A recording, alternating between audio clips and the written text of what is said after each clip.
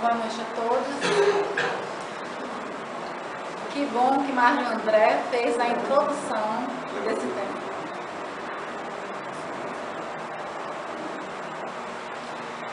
Mário André já fez a introdução da nossa preleção da noite, quando ele, em sua prece, ele falou da questão dos julgamentos, que muitas vezes nós agimos precipitadamente e agimos sem a indulgência.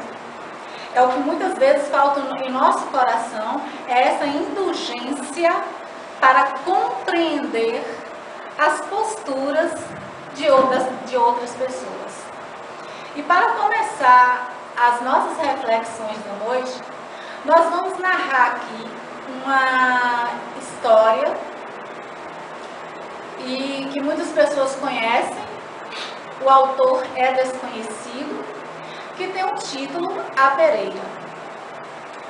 Um pai, ele tinha 4 filhos e ele estava muito preocupado em ensinar aos filhos para que os filhos eles não pudessem julgar as pessoas precipitadamente. Então ele reuniu seus quatro filhos e ele colocou para os filhos da seguinte forma: que muito distante do lugar onde eles moravam existia uma pereira, e que ele queria que os filhos fossem observar esta pereira em situações, em fases diferentes.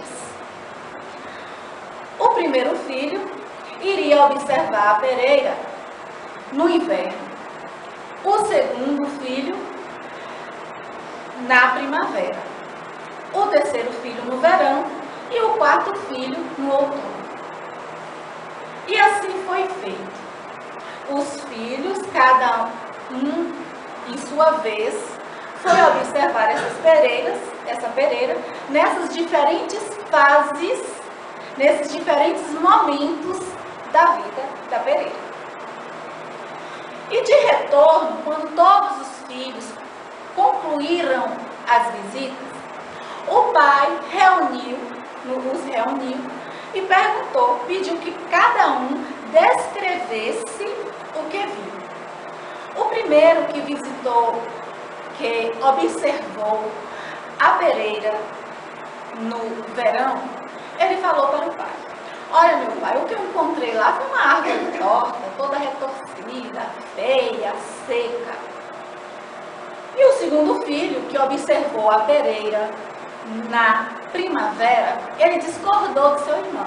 Não, de forma alguma. O que eu encontrei lá foi uma árvore muito bonita, cheia de brotos, que me denotava assim, um sentimento de esperança, uma sensação muito boa.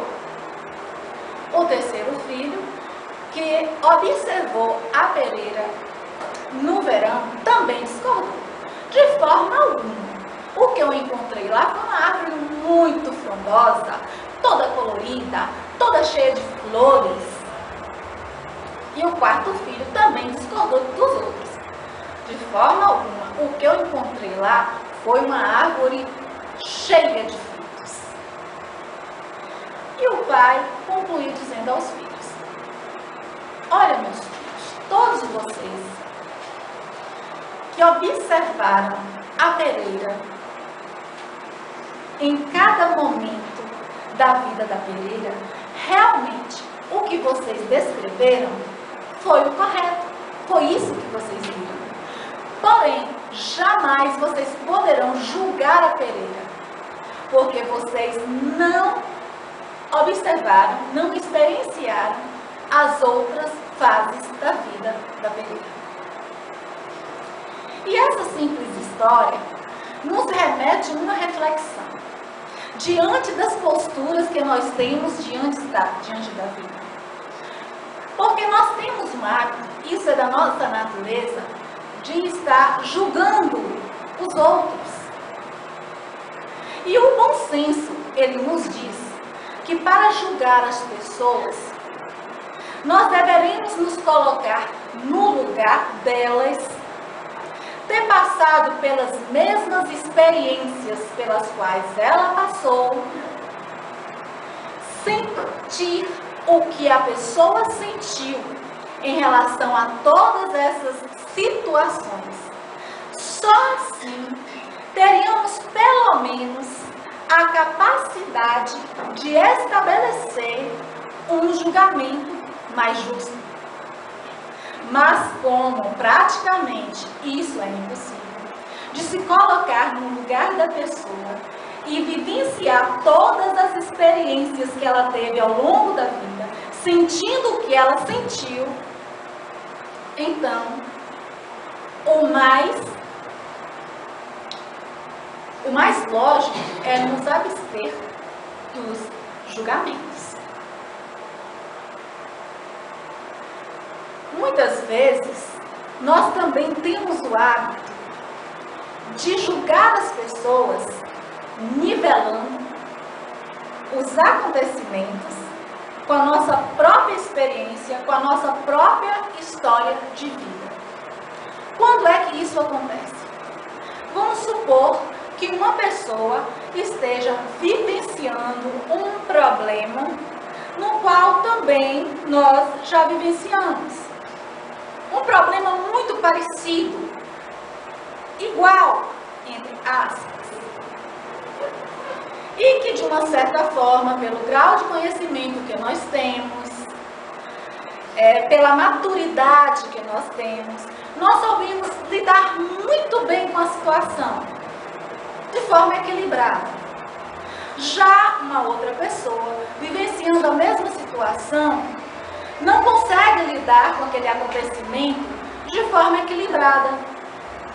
E muitas vezes nós criticamos a postura da pessoa, nos colocando como se fosse uma pessoa fraca, uma pessoa desequilibrada.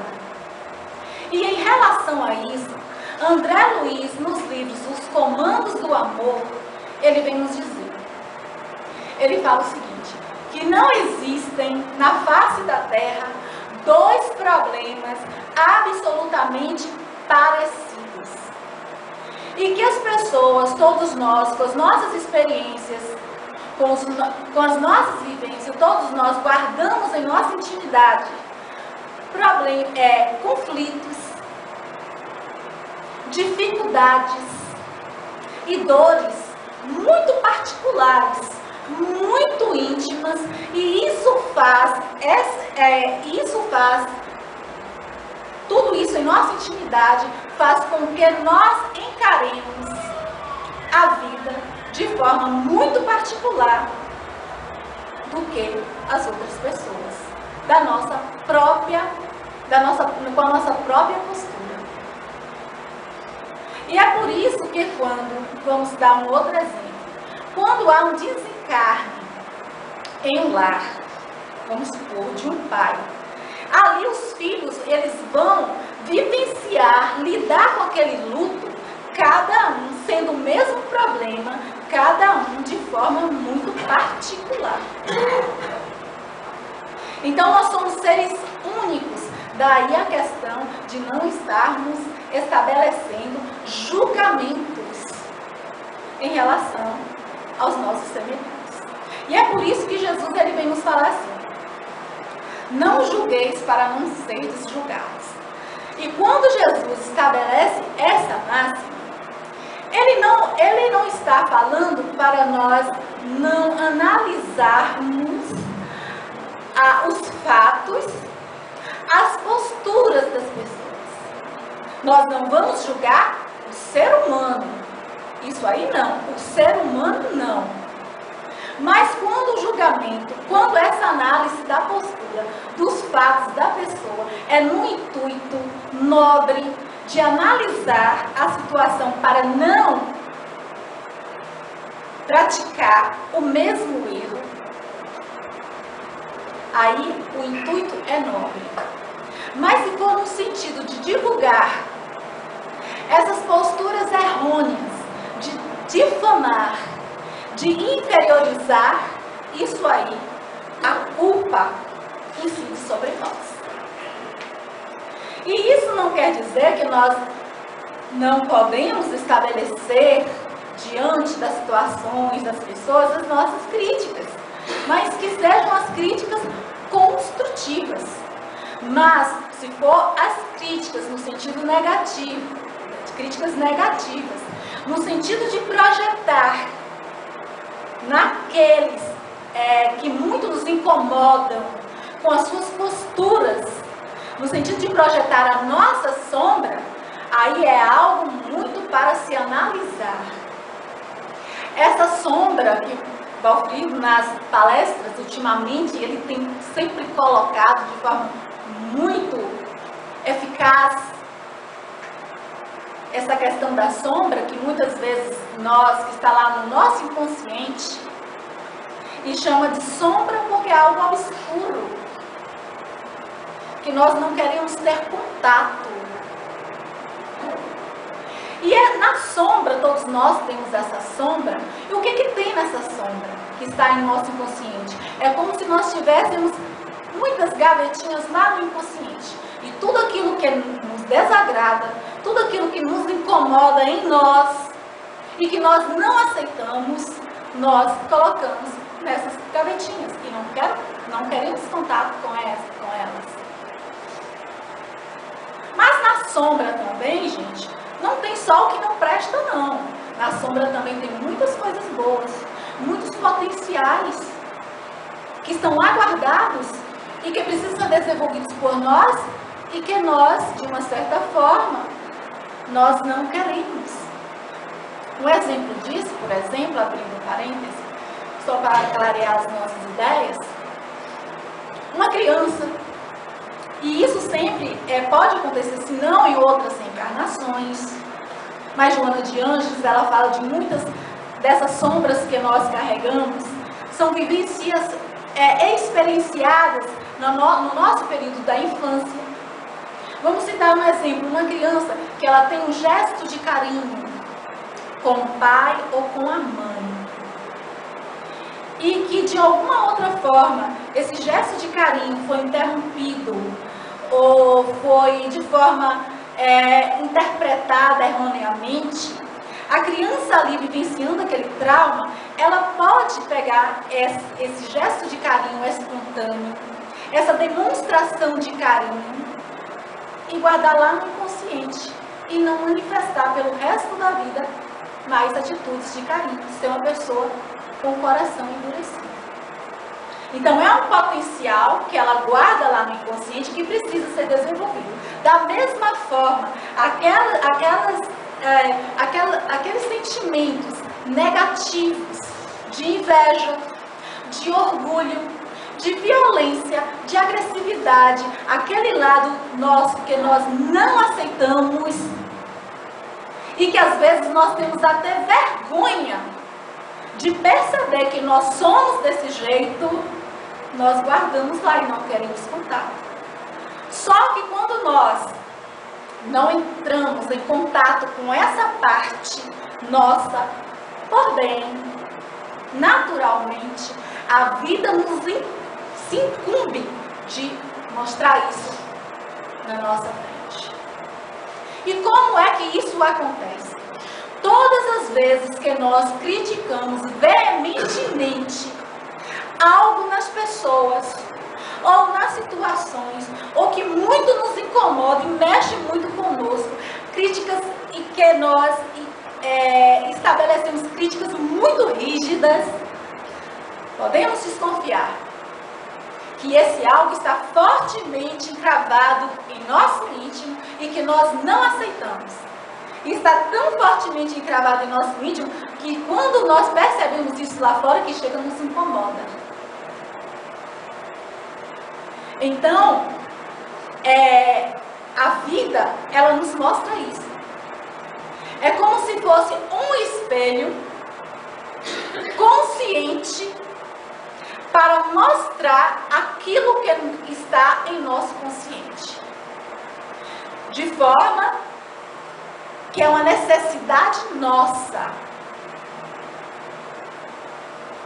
Porque nós atraímos todos os incômodos, todas as posturas que nos incomodam das pessoas, todas as situações da vida que nos incomodam, nós atraímos pela lei de afinidade, por necessidade de nós percebermos de fato aquilo que em nós precisa ser modificado e que nós não entramos em contato.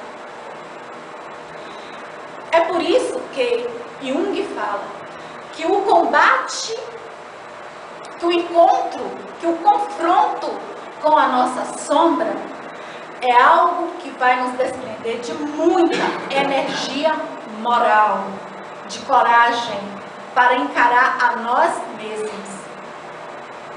E Jesus Cristo, que foi o maior psicoterapeuta que já existiu aqui na face da Terra, ele sabia, ele conhecia profundamente o nosso psiquismo, o nosso inconsciente. E ele conhecia todas as mazelas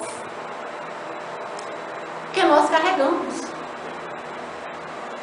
E é por isso, com todo o conhecimento teológico que ele tinha, ele poderia muito bem dar palestras eruditas naquela época. Mas Jesus, na sua humildade, na sua simplicidade, ele escolheu simplesmente nos orientar através de simples histórias.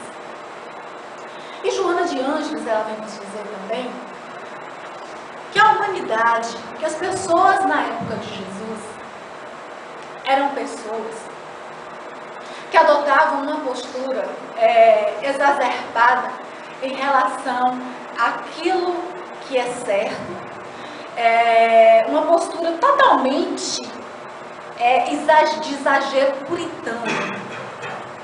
Totalmente de exagero puritano. E essa postura, muitas vezes, de se acharem superiores, acima do mal e do bem, faziam com que essas pessoas estabelecessem julgamentos para as outras. E julgavam mesmo severamente. E Joana de Ângeles, ela vem nos falar que essas posturas de estar julgando as outras pessoas de forma muito exagerada, muito severa, que isso se reflete até hoje na nossa sociedade. E que naquela época as pessoas se vestiam muito dessa forma exagerada, desse personalismo exagerado, desses adornos, e simplesmente para esconder a podridão vivenciada nos seus corações. E é por isso que Jesus, conhecendo profundamente esse lado do ser humano, é por isso que Jesus alertava as pessoas veementemente que quando ele presenciava um julgamento, ele sempre alertava: hipócritas, retire primeiro a grande trave que está em vosso olho, para depois o argueiro do olho do vosso irmão. E é justamente essa trave que está em nosso olho, é justamente isso que nós temos que tomar conhecimento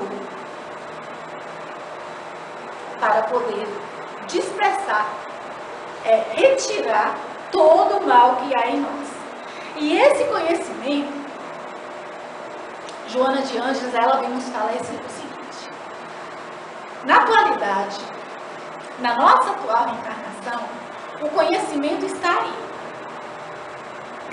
Nós nos apropriamos do conhecimento da doutrina espírita. Só que há dois tipos de conhecimento, segundo Joana de Ângeles: o conhecimento consciente e o conhecimento inconsciente. Como é que é esse conhecimento consciente? E o processo desse conhecimento consciente e inconsciente ocorre da mesma forma que na educação convencional. Vamos exemplificar aqui numa escola. Por exemplo, vamos exemplificar o conhecimento consciente. Quando o aluno ele se apropria do conhecimento, quando de fato ele assimila esse conhecimento, ele tem a capacidade de utilizar esse conhecimento na vida prática dele. Ele usa esse conhecimento de forma útil para produzir benesses tanto para si como para o outro. Então, podemos dizer que de fato ocorreu ali a assimilação do conhecimento, a aprendizagem. Da mesma forma somos nós, no nosso desenvolvimento moral. Se nós internalizarmos todo o conhecimento da doutrina espírita, e se a nossa vida for pautada com base nesse conhecimento, de fato ocorreu aí a aprendizagem consciente. E a aprendizagem consciente é quando o aluno numa escola, ele aprende, ele se apropria daquele conhecimento, mas aquele conhecimento ele não coloca em prática na sua vida diária, então esse conhecimento se torna inútil, porque ele não utiliza. Da mesma forma somos nós, espíritas. Será que nós estamos nos apropriando desse conhecimento para colocar em prática em nossa vida? Se não for, esse aprendizado ele se torna inconsciente. E se ele se torna inconsciente, como diz Joana de Ângeles, a nossa vida ela entra num processo de imobilidade. Por que de imobilidade? Porque nós não teremos condição de aprender outros conceitos. Assim como na escola convencional, um conhecimento depende do outro, a mesma coisa é o conhecimento moral. Como é que eu vou querer amar o outro se primeiramente eu não me amo?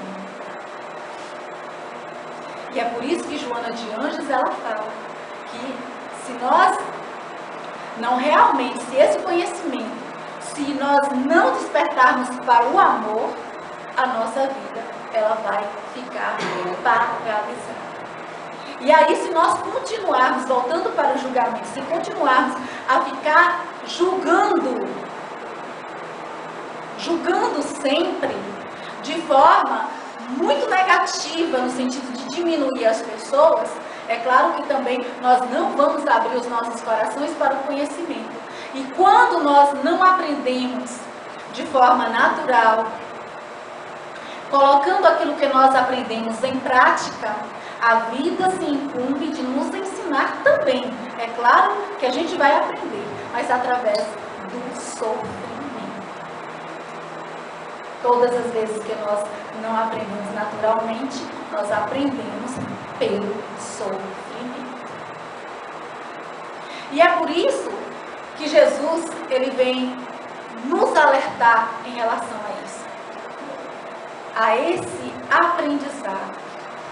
Porque a cura dos nossos males, nós próprios podemos e somos os responsáveis, os únicos responsáveis por isso. É por isso que todas as vezes que os doentes se aproximavam de Jesus, no intuito que ele estabelecesse ali a cura, Jesus sempre perguntava: crês que realmente eu posso te curar? E Jesus ele mostrava ali que para que possamos estabelecer realmente essa cura dos nossos males, é preciso primeiramente crer e depois querer. E esse querer significa essa exclusividade nossa, essa responsabilidade nossa para conosco mesmos. E essa questão, essa atitude positiva está sendo descoberta pelos médicos na atualidade. Os médicos, nas suas experiências feitas, eles perceberam que o doente que se mantinha numa postura positiva, o seu espírito era capaz de mobilizar todos os recursos para estabelecer a cura mais rápida do que aqueles que não tinham uma postura de credibilidade em si mesmo, uma postura positiva. E é por isso que nós precisamos querer. E esse querer e essa forma de aprender justamente começa primeiramente pelo alto amor. E é justamente começa pelo primeiro passo do alto amor. E quando nós conseguimos nos amar, nós compreenderemos mais as nossas mazelas e passaremos a compreender mais o outro. Começaremos a amar verdadeiramente o outro. E quando esse amor verdadeiramente se estabelece em nossas vidas, o que passa a atuar aí não são as nossas máscaras, e sim a nossa essência do nosso eu, que compreende, que aceita o outro e que perdoa. A amar também, como Jesus nos orienta, a amar aos nossos inimigos, os inimigos exteriores, de fora. Mas mais do que isso, precisamos amar os inimigos que carregamos em nossa intimidade. Enquanto não amarmos, enquanto não aceitarmos esses inimigos negativos que nós carregamos em nossa intimidade, nós não teremos condição nenhuma de fazer a tão falada reforma íntima. E quando conseguirmos isso, realmente nós vamos conseguir amar o nosso próximo. E quando nós conseguirmos amar o nosso próximo, que é a porta de entrada que nos leva até a Deus, aí conseguiremos amar a Deus sobre todas as coisas. Muito obrigada a todos pela atenção e uma boa noite.